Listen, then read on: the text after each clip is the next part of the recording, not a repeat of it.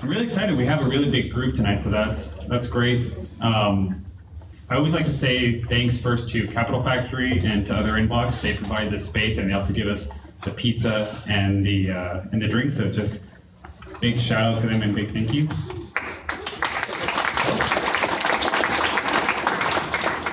How many people are here for the first time?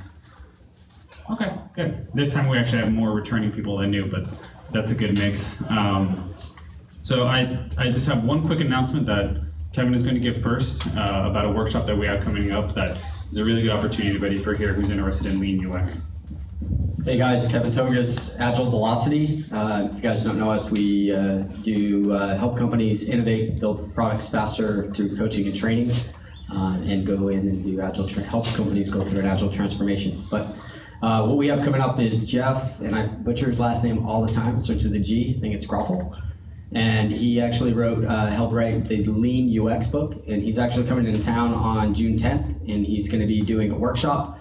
You can actually go to the agilevelocity.com. I'll send out a link during in the comment section just to go on, check it out, and if you want to join, there's still some seats available. And I think he's also going to be talking later on that night with Agile Austin as well, that you might be able to run in and hear him just talk briefly. But great workshop to learn a little bit more about Lean.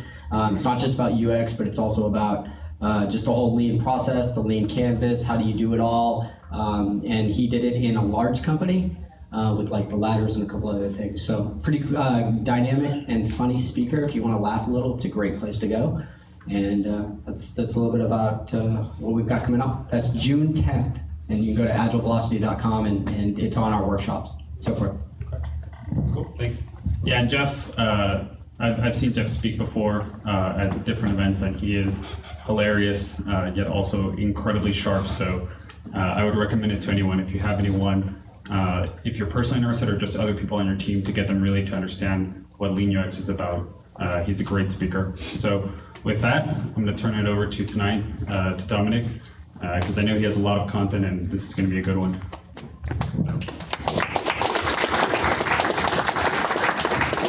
Hey everyone, I'm Dominic. How many people here have had a chance to do a Lean project? Anybody? Few? And there's a lot of people here that are new to the meetup tonight. But I started a couple years ago going to Lean startups in Chicago. I just moved here 2 months ago, and I got a chance to, just after the Eric Ries book came out, Lean Startup, I got a chance to do a couple projects, both for a startup I was doing and some client work that I was doing as well. So again, sorry, I didn't get a chance to see. Hold your hands up. Who has done a Lean project before? I'm like, I don't know, some people. Who in here is really excited about that project? Who's doing one now? Anybody doing one right now? You are? Do you want to tell us what it is? Can I hand you the mic a second so I can hear? I just want to hear what it is real quick. In the most basic sense, that it is kind of a platform, mobile platform for connecting activity partners or runners, people who kayak together, in the greater city area. So we're kind of trying to aim for Austin and Seattle. It's kind of like our first two cities. But it's... You've done Lean, so you have a problem, you've identified a problem Mm-hmm. from your life or whatever, right? And you apply it to the site. It is a cross-platform mobile app. Mm-hmm.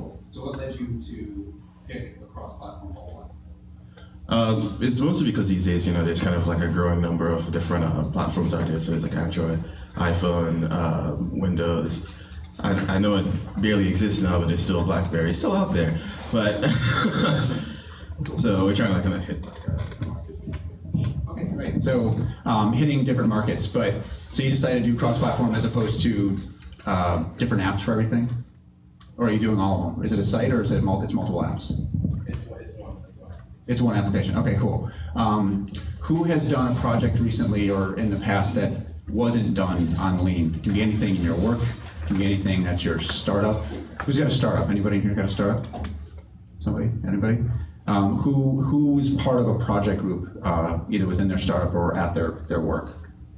Like you build stuff, you build websites, you write Word documents, anything? Yes, no, maybe? To your left. To your left, back here. Oh, thanks, yeah. What do you do? I I build products that help small business owners and real estate professionals pull demographic data. All right, so the point I'm trying to make is it's really, really easy when you, everyone sort of sees a problem, whether it's at work or in life, and you want to apply solutions to it. And so I'm going to talk a little bit tonight about the problem with solutions. So did that. All right, so a couple years ago, I had a client come to me who's this client right here. By the way, if you need an awesome humidifier, Venta, they're great. They came to me and they said, we are relaunching our brand in the United States. They're a German company. And we want to launch with a Twitter campaign. And he asked me, you do websites, right? You can do a website, so you know about the internet, and you can do my Twitter campaign. And I said, well, let's talk a little bit about that. A Twitter campaign to me immediately felt like it was a little bit off the mark as far as the solution goes. And he couldn't identify the problem. He just said, I want to relaunch my company in America. So this brand, they have a couple interesting things about them. They're really high-end. They're $300 to $600 for humidifiers. I'm like I said, I'm new to Austin. In Chicago, we had humidifiers for about 6 or 8 months of the year running, so they're a big deal. But most people spend, you know, 30 or 40 or 50 bucks on a humidifier until it broke, if I'm not one. This brand was particularly good because it was low energy use. They had this German engineering thing they could stamp on it, like the BMW. In launching in the United States, they thought that this Twitter campaign would just skyrocket their brand, and everybody would see it and want to buy their air washers, that they call them. So we pulled the client in, and who has heard of Simon Sinek? Anybody? Yeah. One of my favorites. I love that video. If you guys haven't seen it, check that out. Simon Sinek's really, really great. Talks about the getting to the why. We did a little exercise with the client in the in our whiteboard room, and we put some of these things up on the wall there. He gave us some of these. You know, what is Venta? It's quality. It is low maintenance. It's easy to use. It's sustainable because it's low power. But he couldn't identify why. This isn't directly related to lean in that sense, but understanding your why is really, really important. So his solution was the Twitter campaign. We thought it was kind of dumb. Have you guys seen this? This is pretty awesome. All right, let's see if we can hear it. Our company has a new strategic initiative to increase market penetration, maximize brand loyalty, and enhance intangible assets. In pursuit of these objectives, we've started a new project for which we require 7 red lines. I understand your company can help us in this matter. Of course. Walter here will be the project manager. Walter, we can do this, can't we? Yes, of course. Anderson here is our expert in all matters related to the drawing of red lines. We've brought him along today to share his professional opinion. Nice to meet you. Well, you all know me. This is Justine, our company's design specialist. Hello. We need you to draw 7 red lines, all of them strictly perpendicular, some with green ink and some with transparent. Can you do that? No, I'm afraid... Let's not rush into any hasty answers, Anderson. The task has been set and needs to be carried out. At the end of the day, you are an expert. The term red line implies the color of the line to be red. To draw a red line with green ink is, well, if it's not exactly impossible, it's pretty close to being impossible. What does that even mean? Impossible? I mean, it is... All right, so if you guys get 7 free minutes, it's really worth watching through that if you've ever built anything for anybody or been asked to just come up with an idea. So I spent a number of years in the advertising field doing a lot of technology stuff, and getting the chance to fail at spending other people's money was great. So I got to learn that before I went out on my own and hopefully spend less of my own money wasting it towards ill-defined problems. This is very, very common. I love that it boils down to something we can all relate to. It's obviously you can't draw 7 perpendicular lines, and all be green with red ink and transparent ink. But that's how it sounds sometimes when clients or even people you work with go, well, can't you just do this? Can't you just make the site like that or have the app do this thing? And you're like, no, it just doesn't work that way. And trying to describe it, I love watching his strife as he's trying to just simply explain something so simple. And nobody in the room gets it, even people on his own team. So definitely related, definitely been in that boat a lot. So to, no, I don't want to skip the video. All right, so we had a lot of really awesome ideas after our whiteboard session with the client. We got together, we sat down, we did a bunch more whiteboarding. We said, we're gonna come up with this awesome e-commerce website. We're gonna give them a new logo, because you always need a new logo if it's relaunching, why not? We had, at this point, infinite budget in our heads. We're gonna do a new brand voice. We're gonna do commercials and photo shoots, and we're gonna make this thing just sexy as hell.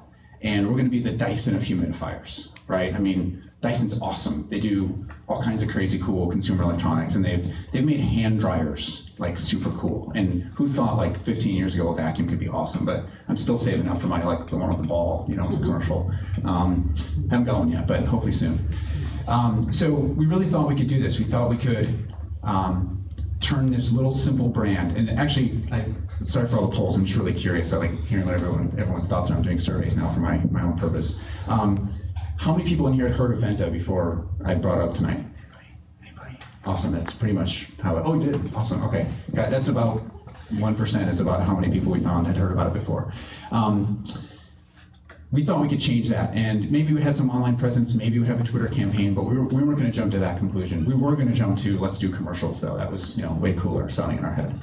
But where do we start? So this was just after Eric Ries's book came out, and like I was totally idolizing Eric Ries at this point, and I had read his book, and I saw him do the book tour, and I was just super excited. And there was a couple of us on the team that had read it. We're kind of in the same boat. So we're like, we're gonna do lean, we're gonna knock this out, it's gonna be great. Clients gonna love everything. So we had some assumptions and some questions. Who would buy this thing? It's like, the average one's like $500, right?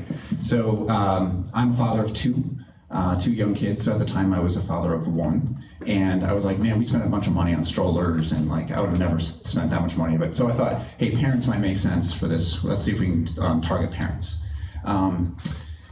Caretakers of elderly, they've got some money. Elderly have some health problems. Humidifiers help them out a lot. And this one has some particular benefits around health that were different than some other competition out there. And if people that are environmentally aware, because it's low power, doesn't spew dust and all this fun stuff. And then we wanted to get to know some of the current owners. So we knew there was a small population out there that had them. We wanted to understand why they bought them. Do they like them? It was great that we had great contact or great relationship with the client. He provided us customer information. We can contact people. We did it all, hopefully not too intrusively. And were they satisfied with the product? So this is some of the tools I hope you guys can use if you're ever in this situation or you want to just do a little backtracking and better validate your problem. This is really, really inexpensive. We got some awesome results from it. So we did this targeted Facebook and Craigslist ads. And at first I thought, this is going to be kind of lame. We're going to get some terrible results and people just trying to make some money.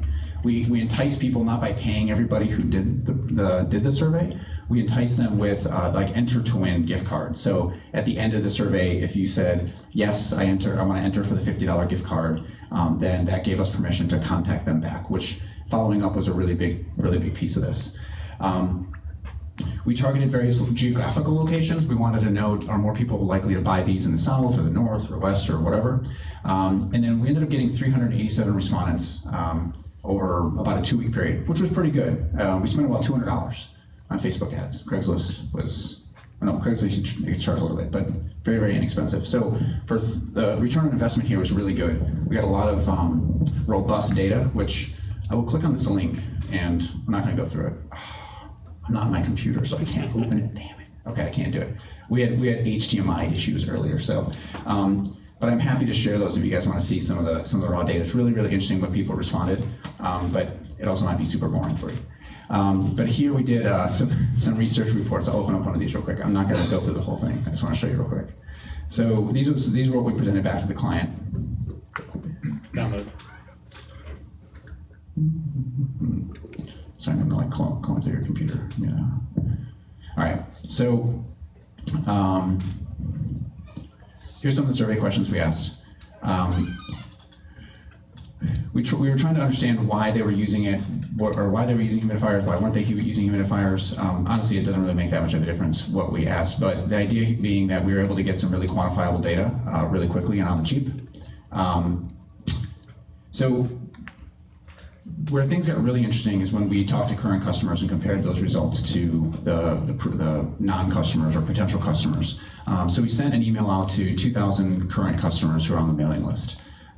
We had 212 respondents, which I think is a pretty good response rate in these types of situations. We did a couple A/B tests, small A/B tests on the emails, headlines and stuff. And we asked, the big point there was asked if we could follow up. So we did do follow-up questions. We called them back up after we saw some holes, because our research, one of the big holes in our survey, especially the first one, was asking them why or where did they buy their humidifiers. We didn't ask them, we just asked them when and why. We didn't ask them where, which was a huge factor at the end. Current customers, we asked where, and they ended up saying in stores. We bought, the age group, I'll show you here, results in a minute. So on these phone interviews, we did 25 of them. We actually did some in-store interviews. So we had some connections with some, actually this is a big get out of the building and go talk to people moment. We had some connections with some people who own some Ace Hardwares, and they sold some humidifiers. So we went in and talked to people who were shopping for humidifiers. We asked them what they were looking for, what their habits were, did they go online. Almost nobody went online to shop for these things. They just walked into the store and looked at what was on the shelf and, I'll take that one, and walked out. Which we thought was really interesting. That was one of our big takeaways. So of the targeted ads, the majority of the people the survey results that came in, they were majority between 18 and 34. There was about 30-ish% or 28% were in the age group just above that. They purchased these things in stores. They did very little or none online searching or reviews or anything, which I was kind of shocked by. And this was only 2.5 or 3 years ago. And they didn't know what air washing was, and this is something that I still kind of have a hard time explaining, but this is like a huge differentiator. Just so you guys know, this brand's really big in Germany. A lot of people buy it because of this air washing technology. It's kind of a mix between like humidification and air cleaning, air purification.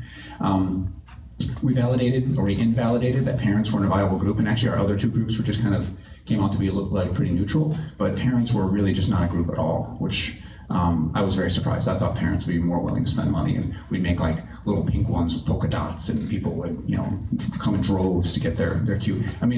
All of our friends had like the little hippopotamus ones and the penguin ones that are just dirt cheap, and they're actually really kind of bad for you, I found out.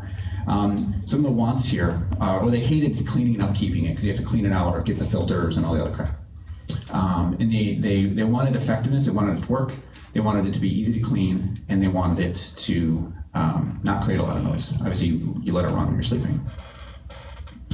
The current customers were significantly older. Majority being, there was a lot of people in their 80s as well.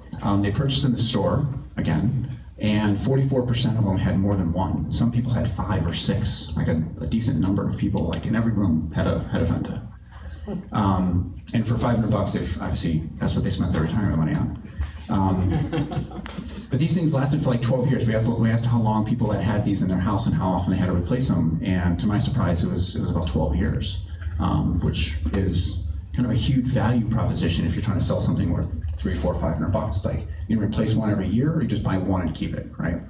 But look at why they love the Venta. They love it because it works great.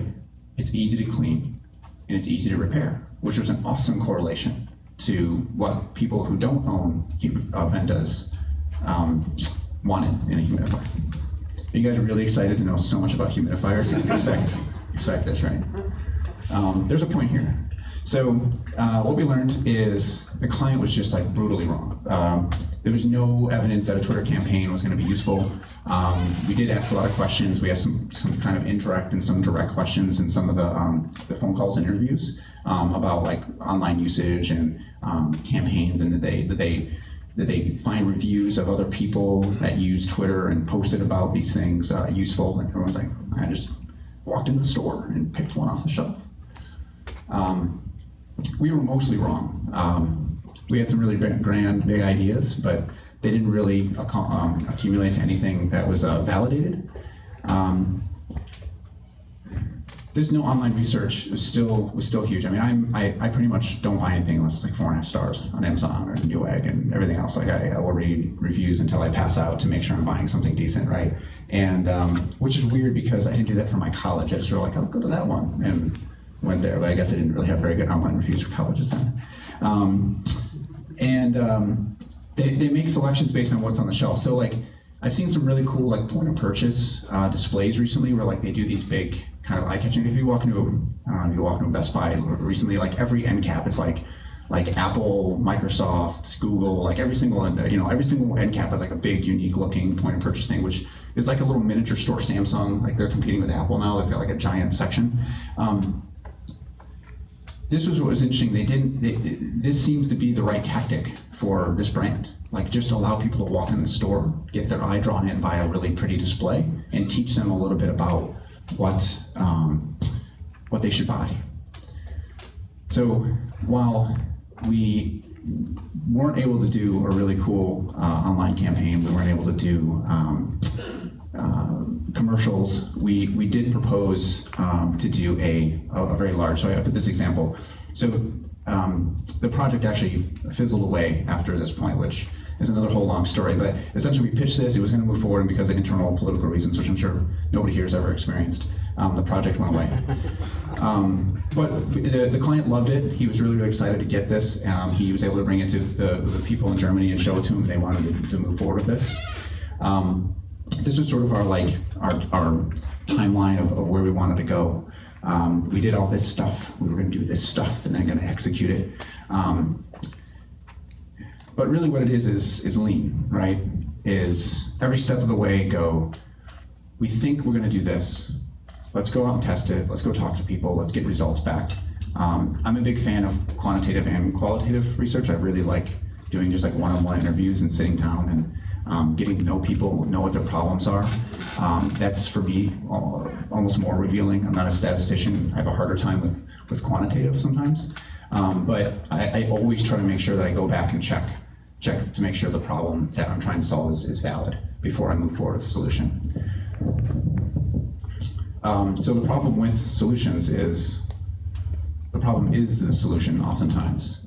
I got to talk to a few people before I started tonight, and it seems that most people have been in a situation where they're working on a project and they go, whether it's their own project or a project that somebody else gave them because they're working for a client or they're working for a boss, and they think to themselves, why the hell am I building this? Like, who is this helping? Is this changing the world, or is this even changing anybody's lives, or is this just because somebody who is higher paid said, I want this to be built? And that's a huge challenge to try to solve being inside of a company. But if you're running your own boat, if you're doing your own thing, it's really even almost easier to get into the situation where you twist your mind into thinking that this new website, this new app that I'm building is going to solve all these problems, but you really haven't even defined the problems, and you haven't discussed with your team what those problems are and how to ensure that they're building to the same problem. I've seen a lot of projects go off course because the developer thinks that we're solving one problem, the designer thinks we're solving another problem, and the product manager thinks we're solving a third problem. And until you sit everyone down and get them to talk about it, and then I think that's actually the biggest step in this. It's not even the validation. It's actually just getting people to sit down and like, let's have those. You've probably been in a situation like come to Jesus meetings when projects are 80% of the way done, and everyone's like, how the hell did we get here? How is this thing so off from what we said it was going to be? And then it's like, well, what did you say it was going to be? I said it was going to be purple. I said it was going to be blue, right? But nobody actually said that. They all just thought that. So yeah, that's the one thing to take away is don't let the solutions distract you, and guess the problem, validate, and pivot. I also highly recommend, if you haven't read it, read Eric Ries' book. Read and at least watch Simon Sinek's video. Those have been huge guiding lights for me. I probably couldn't tell you much of what's in Eric Ries' books verbatim, but it's very much like something that I believe in, and I preach to a lot of people and help people get more comfortable with it, especially if they're in a tough political situation at work and they have a hard time communicating these ideas. You can actually go in with some of these philosophies and get people to start talking about this stuff in a less emotional way. I don't know if you guys have had those problems where the conversation is more centered around how someone's feeling about something and it's their baby, and they want to push it some direction, and everyone's going, God, it's just not the right way. Some of these tools will help you communicate these things in a non-confrontational way. I've had some success there too. So that's the gist of it. I'm going to give you 20 seconds about me. Like I said, I'm from Chicago. I just got here. I've got 3 beautiful little ladies in my life. I started 3 design and tech companies. Gravity Ward is my current one, which I'd love to talk to anybody about. These are the 5 guys involved, and we all have a problem with hair, it would seem. We're a digital product and design development group. I know it's super vague, but I'm happy to help define that later over a beer if anyone wants one. And I'm a UX designer turned design strategist. Design strategy is sort of a vague term that says that I don't do hands-on work anymore, but I get to sit in front of clients and help designers. I know designers, as a designer, I loved having a clear box of what I'm trying to solve for, what's the solution I'm working towards, what's the problem I'm working towards.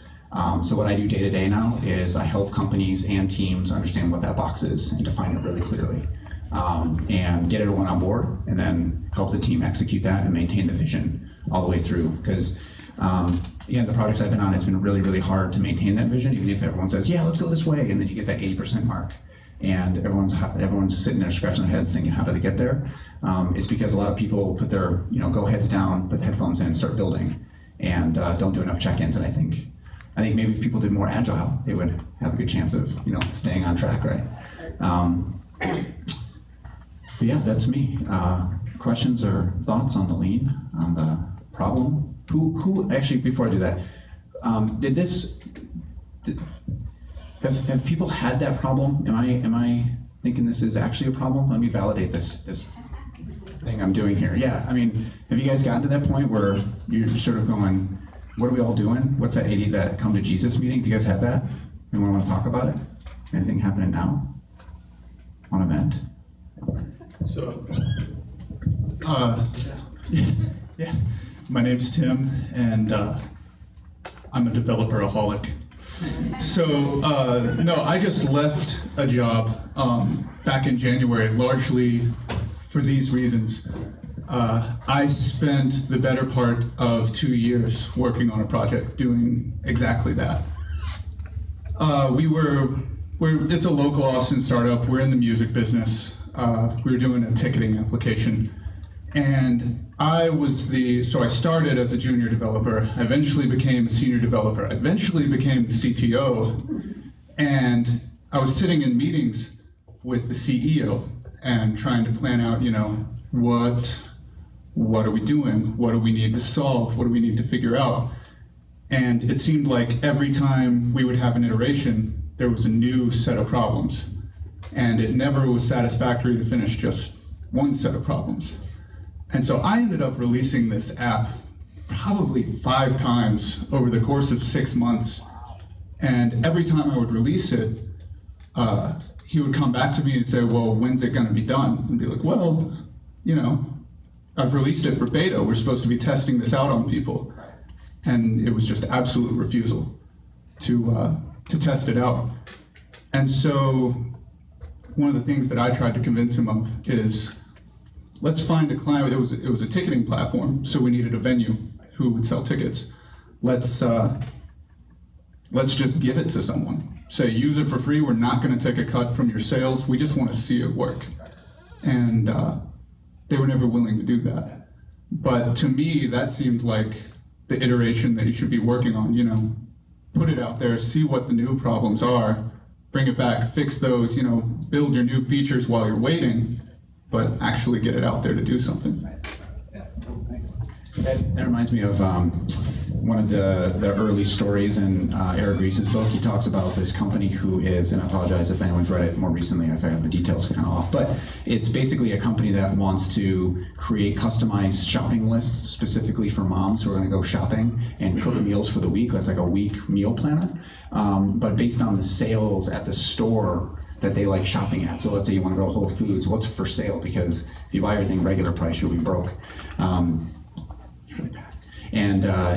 Basically, they instead of building any software, right, they had the whole concept planned out. One of the guys was a chef, one was a CTO, CEO, he had kind of both titles. And instead of building anything, they went into the stores and they talked to moms who were shopping and said, can I be your personalized chef for a week? and actually did the software as a person, which was really, really cool. And that for me was like a big, like what that redefined what prototype means for me. Like what can my software do? If it would cost me like $1,000, it would cost somebody $1,000 a month to pay me to do this service, and if it was a software as a service, it'd be $10 a month. But that's okay. I'm testing it, right? This isn't the growth stage. This is just validating the concept. And they did it, and they validated the concept. I don't think the story elaborates any further in the book, but I think it's a really, really good idea to think about how can I test this without software. There are things that you could have validated before you wrote any code. As a UX designer, I tend to do that with like wireframes or those kind of semi-tangible things. But I'm always trying to look for a cheaper, more innovative way to test concepts that are outside of software. Any thoughts? Who else has had some success or failures?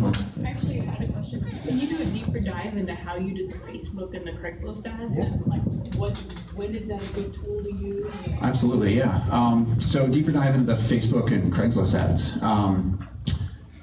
In this project, it was a great fit because it was so early stage. There was really we were trying to invalidate an idea for a Twitter campaign, but in most cases, I think it'll be a fit if you're just trying to find a general product market fit.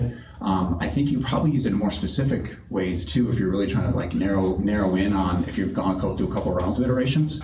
The way we did it is Facebook's got some pretty good tools for finding the right audiences, which was pretty cool. So we had done like the parents and the environmentally conscious people. Like we had been able to kind of pick certain specifics about who we wanted the ad to show up.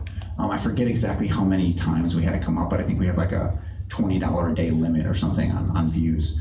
And for Craigslist, what's great about Craigslist is you can just go right to that market.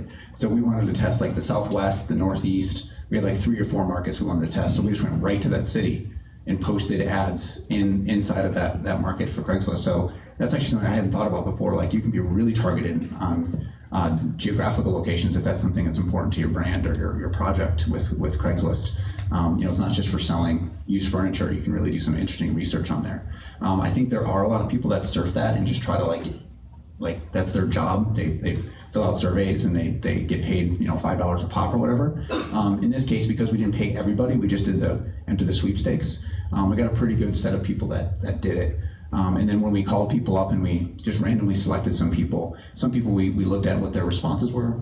I can't open it, but based on their responses, we're like, oh, they said something really interesting about how and when they use their humidifier or why they hated it. And so we called them up and talked to them about it and just got a really deeper dive. I think that's a huge piece of it too. Like if you just get that quantitative and you just sort of like put some pie charts together and go, we're going to go this route, I don't think that gets you all the way there. I think you really got to talk to people and get the deeper reasoning behind their answers. Yeah. More specifically, what was your call to action? Go. That's a good question. What was the call to action to get someone to fill out the survey? We tried a couple different things. We tried like get $50. I mean, it was like some cheap, grab people's headline. But then we did some legitimate like we're looking for your feedback. I think we tested maybe 5 or 6 different headlines per audience. We had a whole matrix we put together of a bunch of ideas. We kind of just brainstorm ideas on what the headlines would be and did some real basic A/B testing, either through we did some MailChimp A/B testing to get some responses with the existing customers because we had that mailing list. I don't know if you guys have used that much, but it's pretty awesome, like to get that. But yeah, really it was just brainstorming ideas with our copywriter and some brand people, and we tossed them to the client to get his feedback, but he was sort of like, you guys do what you do, and then we A/B tested them, and then the ones that were successful we put out there. And I think the return rate on the open rate on the ads were pretty good. It was over 1%, 1.5% or so. Would you be comfortable giving those to Emiliano so we could post the CPAs and then the rates? Let me dig up the CTAs. I gotta find those files, but if I find them, I'd be happy to. Yeah, I'll dig them. I'll try to dig them out. More questions on your surveys. You talked about how quantitative wasn't good enough. Yeah. So for qualitative, do you have to talk to somebody, or can you have kind of open-ended questions for them just to write stuff? What's your opinion on that? We purposefully left out open-ended questions on the surveys because of, no, I'm sorry, we left a single open-ended question on the survey, but most of the survey was purposefully left as selection because we wanted more people to take it, and then we figured we could follow up with the interesting results or some varied results. So what was the question? So is the question, do you have to talk to them? Do you have to talk to them? Or do you think you can get the same amount of information just in open-ended questions they can expound upon? My personal opinion, just because of the success I've had with talking to people, is talk to people. But you probably could structure it in a way if you got enough results and there was enough of an incentive. I think the incentive to get people to take the survey is a huge factor. Like, why are they taking the survey? Why do they feel like their 10 minutes is worth doing this? If they're just doing it purely for monetary, you're probably going to get junky results. But if I've done so many, I can't think of a project I've done in the last 10 years that I haven't done some level of interviews, like one-on-ones or small groups, and every single time I'm like, God, that was awesome. Even people that I'll pull clients in that that have been selling the same product or working in the same company for 10 or 15 years, and then it's been the first time they actually sat down and really talked to their customers, and the stuff they learned from those conversations.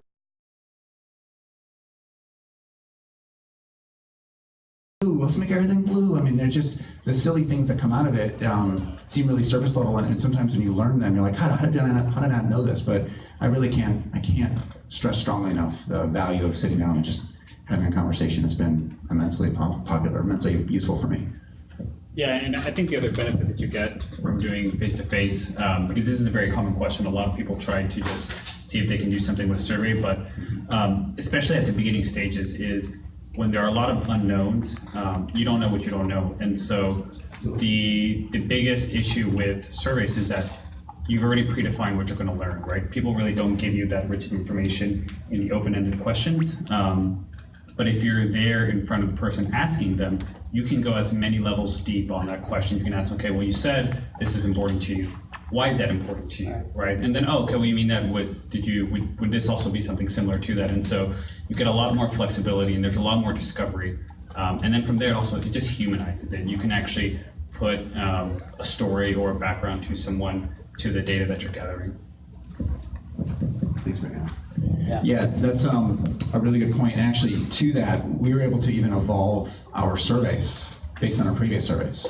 Like I said in the beginning, we didn't ask the initial set of people where they bought their humidifiers, which we found was a failing of ours, because as we did phone conversations, we realized, oh man, it's really interesting where they're buying it. We just assumed, it's a huge fail on our part. We just assumed they're going to buy it online. We didn't even bother testing that, right? And then as soon as we start talking to people, oh, we buy in the stores, oh crap, we got to update our survey to reflect that. And then we made sure that was a point that we talked about every time we talked to somebody. So I think iterative process on even your information gathering tools is really, really important. I love you don't know what you don't know, because every time I enter a new project, most of my stuff I do is super early stage. And I usually walk into it kind of going, I don't even know. Like the last big project I got into is a whole brand new industry. And I had never experienced this industry before. So now I have to learn the client's problems. I have to learn everything about how that industry works. So knowing what you don't know, identifying that is a huge hurdle. And once you get there, I think you can start doing some really good, more focused surveys, and you can start phasing out or reducing the person face-to-face stuff once you get over that hurdle.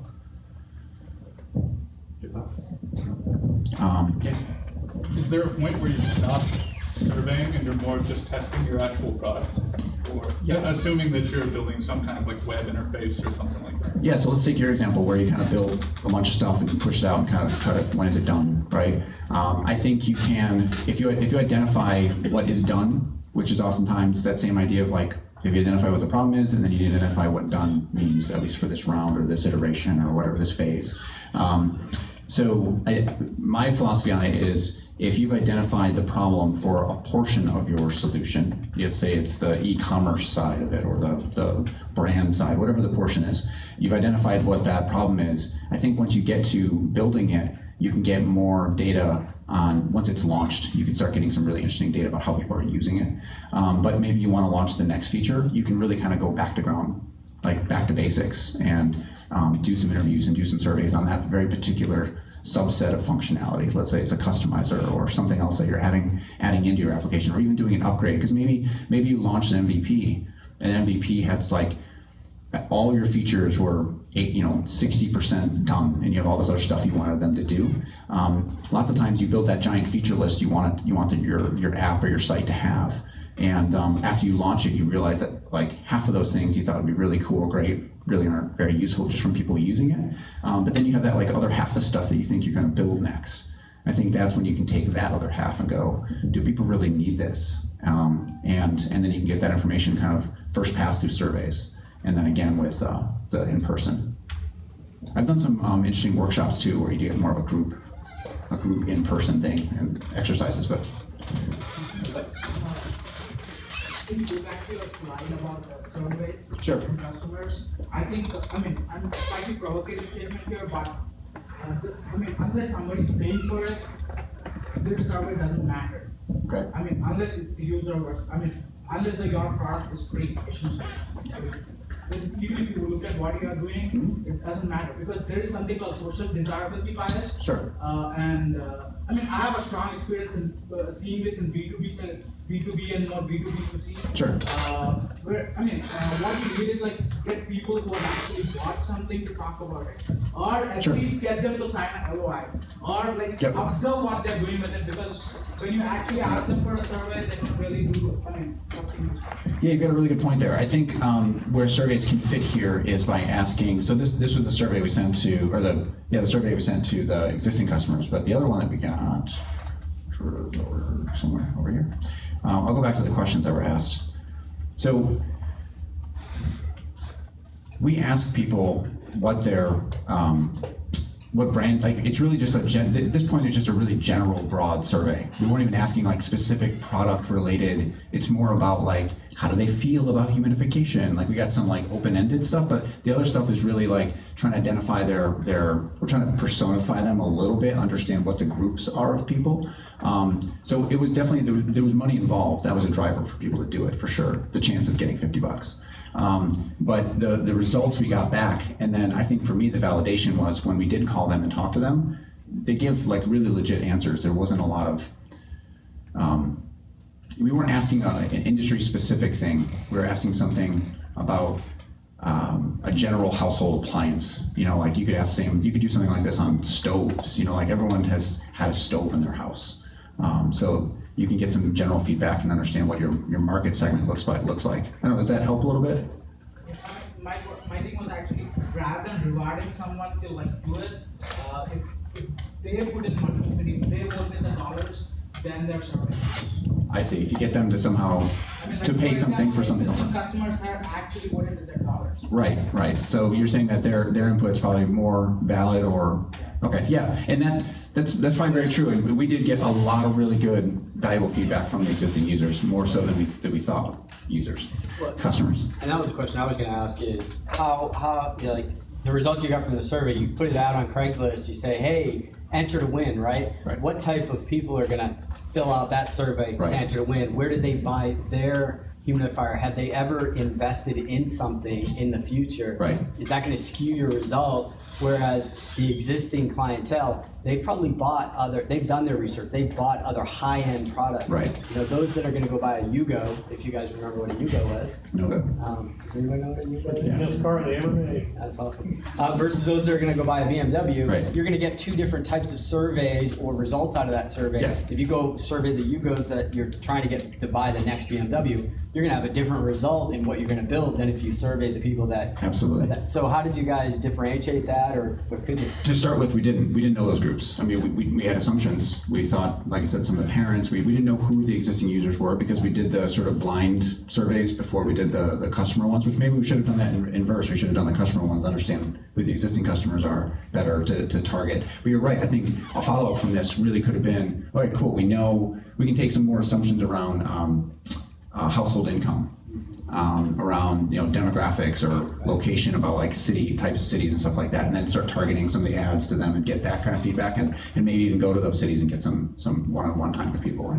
But along your way, and I think this is kind of validates some of what you were talking about, is sometimes you have to exclude groups, right? We did this and we found out that this isn't going to help us move forward in that, so good, we got that group out of the way, now let's go to the next thing. Right. All right. Yeah. So invalidate your client base. So yeah, because you all have assumptions. It's going to be personas. If you do lean UX, there's you do your personas, and you have Mary, and she's a mom, and she's 36, and blah blah blah, and that's who you're building this thing to. And I haven't gone through a lot of exercises in other teams where we were able to validate that. We sort of just guessed that and move forward if that's going to be who it is. And the validation happened after MVP, which was can work in some cases and might bite you in other cases. So that's that. Oh. So it seems like in this example you had a very receptive client, but can you talk a little bit about how do you help people sort of understand when they're overtly solution focused, and what are some tactics, whether you're entrepreneur, that's great, to distinguish that? So we had a client last year who hired us to design something that hired myself and my team to be the design team in the front end, build the front end component to like a web app. And they hired another team to build the back end component. It was integrating into all kinds of crazy stuff. And they didn't want to hear anything about, they had already decided who their market segment was, they decided what the technologies were going to use, they decided everything. We came in with a bunch of questions. We told them that if you hire us, we're going to ask you some really challenging questions that will make you kind of rethink what you're doing. And they seemed okay with that, but sort of like, okay, sure, we'll let you, we like what you guys do, but let's just build it and get moving. We were able to convince them that it's worth the exercise, it's worth the low amount of risk up front to spend a little bit of extra time, add maybe, and actually the way we positioned it wasn't add time, it was doing this now will save you more time and money later if we pick the wrong direction. I forget, there's a really great lean, or a really great agile chart where it's like, if you're doing kind of waterfall and you want to go here, you're guessing at the very beginning of the project, like where you want to go, and you're going, I'm going to go over there, right? I want to get way over there. But if you're doing agile and you're taking kind of this iterative approach, you're going to do these kind of like squiggles all over the place. And you're only going to set these distances, like I want to go from here to here, and oh, that wasn't right. Okay, so I'm going to go over here. Like you can take these like little steps, right? And it's okay if you waste a week. So we kind of sold them on that concept, and I think the overall budget of the project was well into the 6 figures. And so we told them, like, look, for a very small percentage of the project, we can spend a month and a half up front, do some user interviews. We know who it was a very specific segment, but they didn't have their needs defined very clearly and what they wanted this new application to do or in what order. So we were able to spend that time. We successfully sold that idea. We had so much data that radically changed a lot of their direction. The application launched late last year, and it's been really well received, and I think it has a lot to do with getting that knowledge up front and informing the teams that were building it. But it was a pretty tough sell. They really wanted nothing to do with doing that. But with the amount of money they put on the line to build this thing, and I think it was less than 3% of the budget. We said, let's give us some time, give us a little bit of time to do some research here, and we call it a discovery period, and it worked. We gave them really clear, defined requirements based on one-on-one interviews and some qualitative data, and it was a big success in that case. Did they get at the end of the project that asking them to do that was a key component for success? Did they get that fact? I think so. I think they were very satisfied with the end product. The thing that we made sure that the way I've been successful in selling this is telling potential clients or clients we're working with that we're gonna do this discovery period, and it'll take a month, a week, whatever the timeline it is, 6 months. But at the end of it, we're gonna give you the business intelligence, the knowledge of your users, the knowledge of more knowledge about your market, so you can make better business decisions that are not only going to affect this project, it will affect all of your business. And so we actually gave them some knowledge around a totally different segment of their business that they didn't even know was a problem. We had these like intangible sort of knowledge streams happening all over the place, and it gave them a really great sense of, okay, once we finish this, now we know what we can do next, because this is a really big problem. It's kind of it's a big leak in our company. We can plug it with some new technology. We didn't even know the leak existed. So that was a good takeaway. When you start, you just meet a client, you just start talking to someone, how do you start figuring out what they know and don't know, or what the questions are? It's really the words they're using. They tend to go, I want a current project that we're working with the client. We haven't signed anything. I'm just working with somebody who's approached us. Is trying to build an online configurator for custom photos printed onto all kinds of various stuff. You can go on the site, configure your photos, and get stuff sent to you. They've got an existing site, and they put together some wireframes for what they want the new site to do, and they put together some requirements list, and they sent it to us, and they said, we need someone to build this and make it look pretty and build it. And that was their, how much does that cost and how long does it take? And so we have to ask a lot of questions and some long phone calls, and they're always very productive. But usually the words that they tend to use are, we've got it all figured out. We've written down the requirements. We've gotten our personas. But a lot of the times they haven't really done the due diligence. They've kind of just put together what they think their clients need, their customers need, right? And they sit in a room as a team, figure it out. But they don't get out of the building, right? They don't get out and talk to people. And so when we start hearing that, we start asking questions, and I ask them a lot about, what do you know about your customers? Who have you talked to? If they say, well, we haven't really gone and talked to anybody, then that's an immediate red flag. And that's when I kind of go into that, hey, for a small percentage of your overall project, you can really gain a lot of knowledge. And you'll also learn stuff that's above and beyond this project that helps you grow your business in other ways you wouldn't even have known. So is that the point at which you start talking about billing and signing something? Yeah, and I mean, I've pretty much stopped doing hourly billing. In very rare cases, I'm almost exclusively project pricing on everything. And the way I do that is by defining everything up front and making sure everyone's really, really clear on what they're getting and when they're getting and how much it's going to cost. And then I take that risk on for how much it's going to cost. And dude, I've been burned enough times to make sure, like in this particular situation, I would love to get this project and get the money he thinks he wants to spend. But I know from experience that he doesn't understand the depth of what he's asking for, and I don't fully understand the depth. I know a little bit more just from being burned on it in the past. But I need to help open up his eyes and show him the data that shows him that there's a lot more that he doesn't get about his own company and his own market.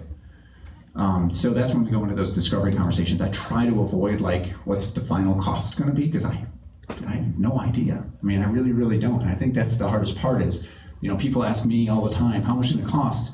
And it's like them asking me, well, I want you to build a house. And I go, how many rooms is it going to have? Well, maybe 2, but it could be 6. Okay, well, where's it going to be? Well, it could be in the middle of nowhere, or it could be on Congress. And they kind of like, these are the sort of the responses I get, or they just don't know. Or I'll ask, like, where's it going to go? Where's the location? They're like, I don't know where it's going to go. Well, I'm like, well, that makes it go from $10,000 to $1 million right there, just for that one question. So when I start asking those questions, then I can go, look, we need to formalize this. We need to make this into a miniature project that kicks everything else off. And then we use it as a nice guideline to kind of keep things going throughout. And that's where I talked about like that 80%. When you get 80% through the project, going back, making sure that somebody's always checking back in on those things you discovered early on, because it's easy to just put your head down and just build, and you kind of wander off. Sample sizes. What's a statistically significant size of current customer, or when you're doing these, you said you got 347, I think was the number, individual responses that you felt were credible, and how much How much chafe did you get or waste? Sure. So sample sizes. Quantitative, I have no idea. Like it's really, I haven't done enough quantitative. I haven't studied it enough. I mean, I use quantitative as a way to kind of get my foot in the door to do qualitative and start talking to people. So for talking to people, when I do interviews and I do these group sessions, I stop doing them when I stop learning things. When I start hearing the same stuff over and over again. And people go, did you hear about me? Yeah, I heard about that. Like, that's when I know that I've got most of the groundwork covered. And we can start making suggestions confidently to the customer or to our own internal teams. It's a really good question. I wish I knew. Yeah.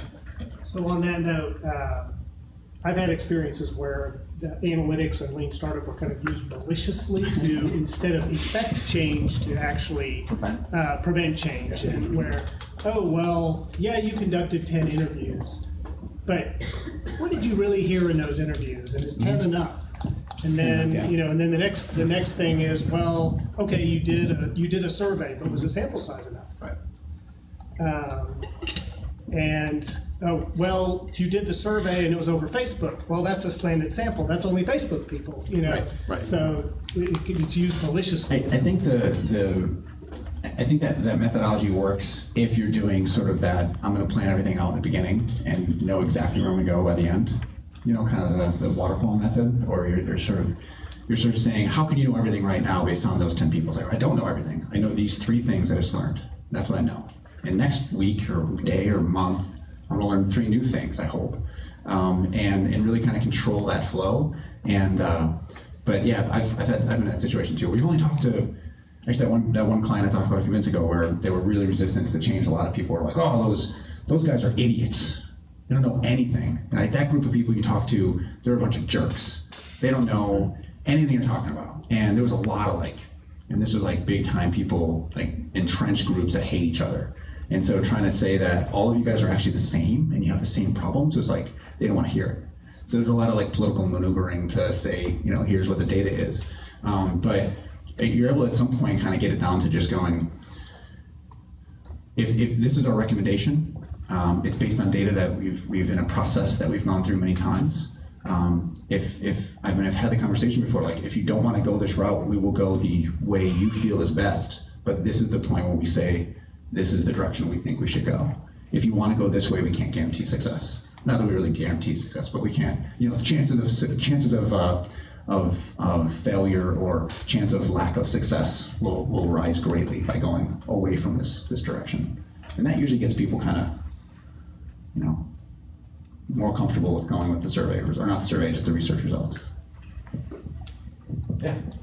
I've worked with small businesses, several hundred over the past 30 years, and there's another key here, Aska, too, and the first thing you said was getting to the why.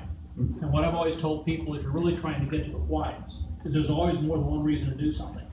And the biggest advantage of that is the biggest threat to a new business, and most people in most small businesses is running out of cash. And you get to the whys to figure out where's the quickest way to get to cash. You find the first small why you can do, and you do it, and you get some cash in. And you use that to fund the next one. And that's something that I have seen repeatedly, because it seems like you've got 2 types of businesses. The ones that, as much as I can, bootstrap, and the ones that are hoping for a sugar daddy. And that's the venture capitalists and angels and all that kind of stuff. You may get the sugar daddy, you may not. If the minute you can start getting your business where cash flows, you don't need the sugar daddy. And that's the whole purpose of the whys, is what can I do quickest to get cash flow. Yeah, and depending on your why, depending on your why, cash flow might be replaced by some other metric of success. In many cases, it's I would like to make money so I can live, or make money so I can buy my yacht. But in some cases, your why is more altruistic or just varied for some reason. It is, but if you're a business, the one characteristic of a business that makes a profit. If it's not, it's a non-profit. Sure. And if it's making profit, that's great, but if you can't pay the bills you have coming in, you're still at risk. So that's the one, especially for a small business, that's the one metric. Can I pay my bills when they come in?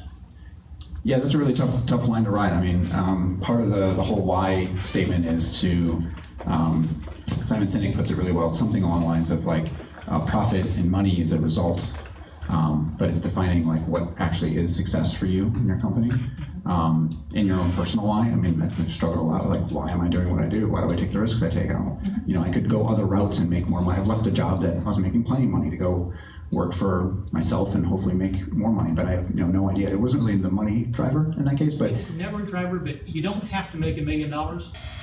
But if you're losing $100,000 yes, a month, absolutely, it's unsustainable. You're unsustainable, yeah, right. Right. It's a sustainability issue. Sustainability, yeah.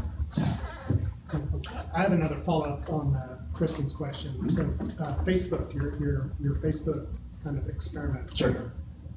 How did you configure the Facebook ads? Did you configure them where you had multiple Facebook ads targeting different regions, or one big Facebook ad that where you're able to analyze the demographics? Right.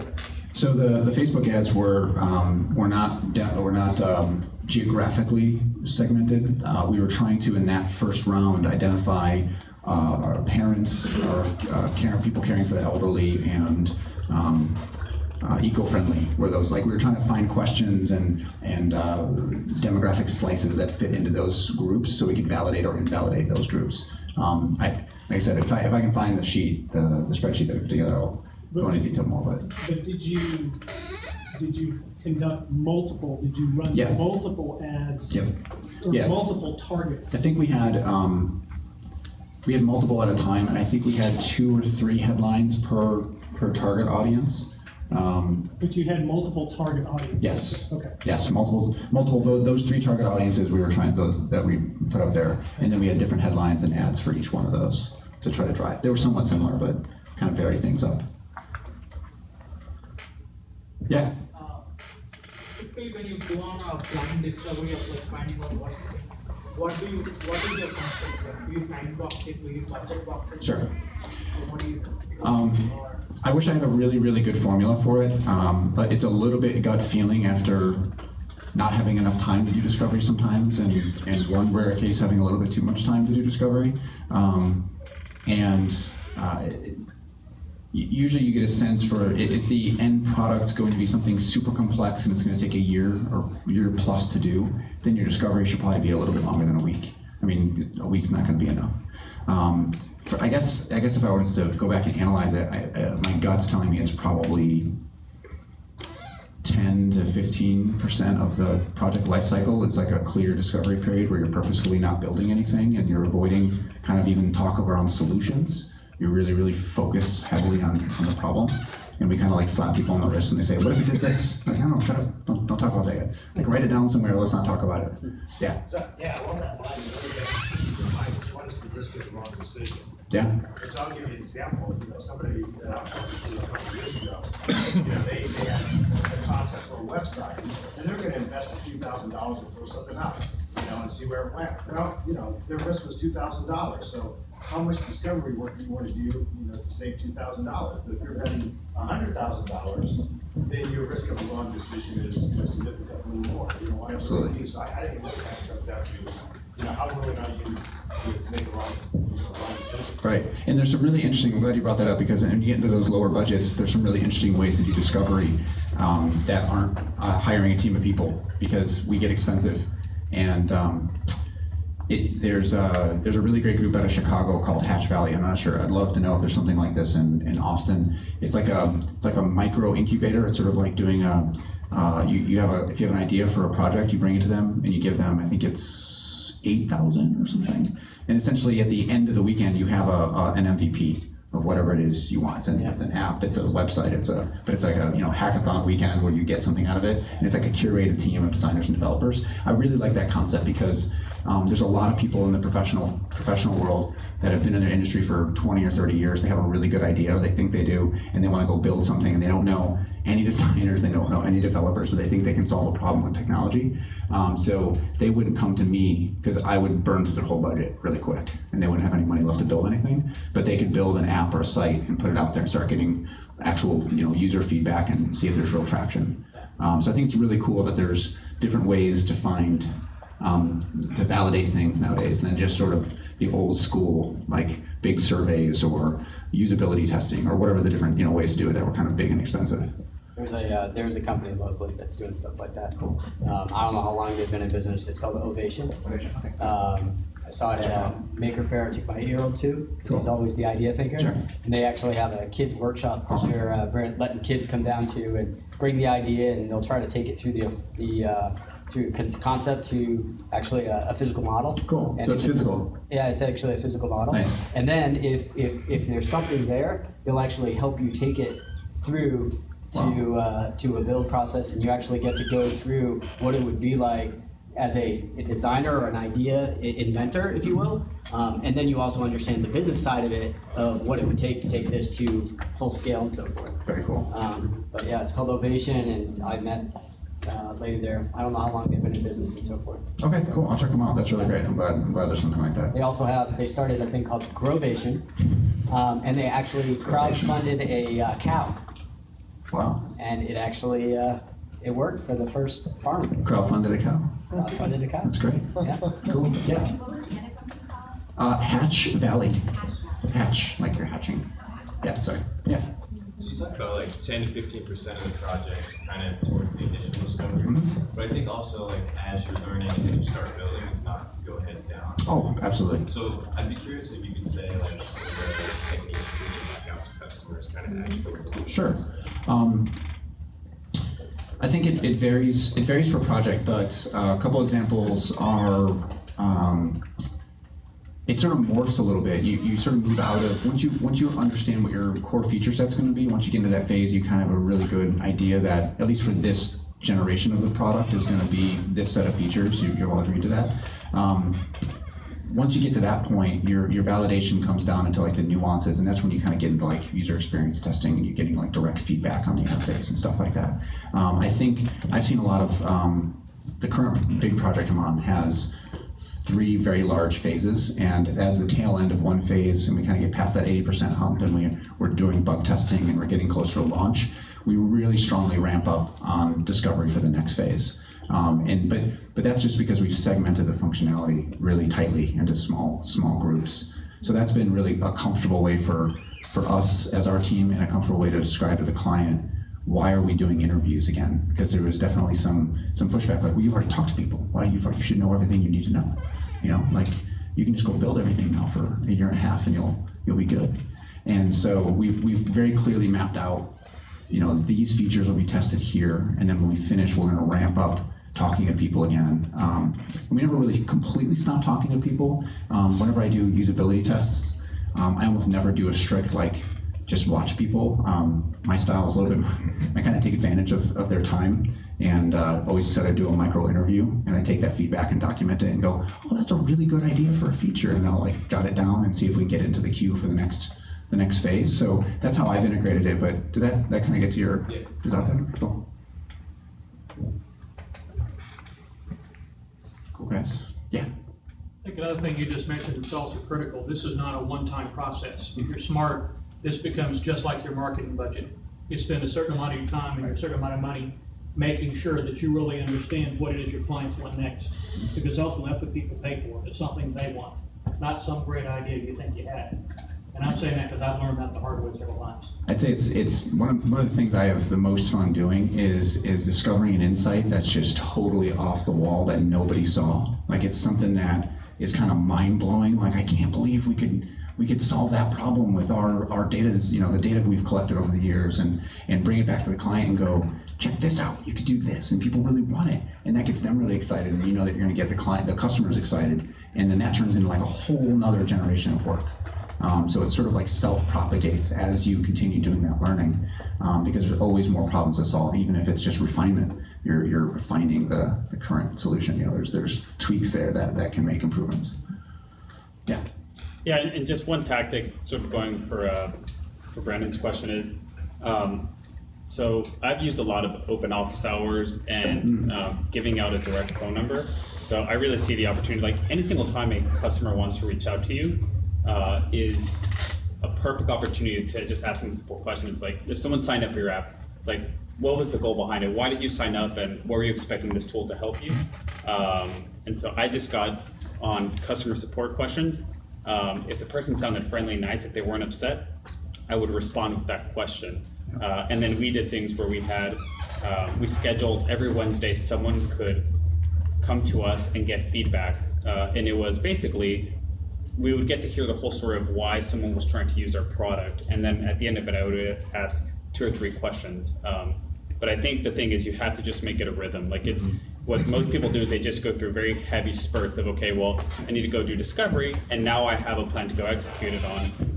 But the better thing is just to build in some automated ways to just make sure that on a weekly or testing Tuesdays or whatever. Exactly, just some small thing.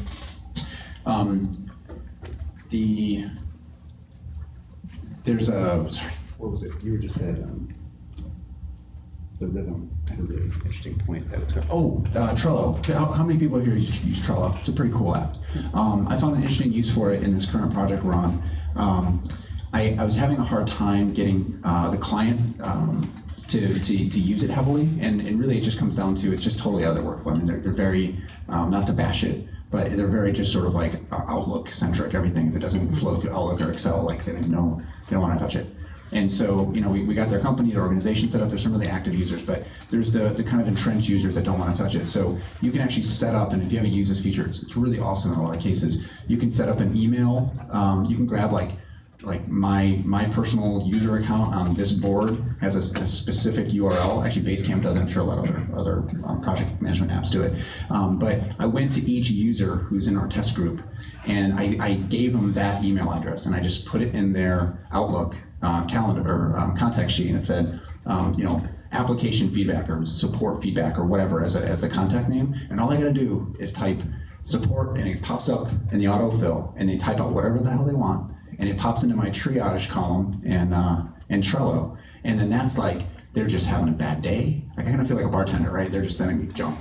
But sometimes it's like insights, like they're venting at the app, but it's giving me really, really great, like in the moment feedback of them using it without having me sit there and watch them all day long. And we've gotten great feedback on that, great usage out of it, and effectiveness. Because people will submit similar things and we can group them together and go, oh, that's actually a feature, or we understand now that this is really frustrating to use because they click on this thing 30 times a day in a row, and we can just build one button that does all 30. You know, like we can find some really simple tweaks that make their life a lot easier, but then sometimes it shows some really big gaps in our thinking and stuff that kind of fell through in the initial research, because there's always something, you can't catch everything, right? So finding simple tools that fit within people's workflow that allow them to give you very quick feedback, I think is a huge hurdle. I've played with every friggin' app out there to try to get like a simple way to people to submit feedback. And this one's been super effective because it's almost free for most people. And if you do that email thing, they don't have to change their workflow at all. You can even have it named, you know, I could name the contact Dr. Dominick, you know, it's email Dr. Dominick, and it'll show up in there. Instead of it showing up in my inbox, it goes into that triage box in Trello. So I highly recommend checking that one out if you haven't done it. I was going to say for larger companies, communities work really well. Both internal communities or external communities where you actually use a community platform and you invite people. And so they're very willing to contribute because they actually feel like they were invited. Right. And then you get to give them data and that kind of thing. Right. So we did it both internal to a large global company, and then we actually launched different communities for different customers, especially our largest customers. But anyway, we used Jive platform. Okay. Anyway, they felt special, and it's a great way to nurture those real important client relationships. Right. Yeah, that's a really good point. I mean, a lot of this is psychology too, and it's making people feel happy about the change. I mean, there's a lot of scary stuff when you're introducing new software or new technology in any way, shape, or form.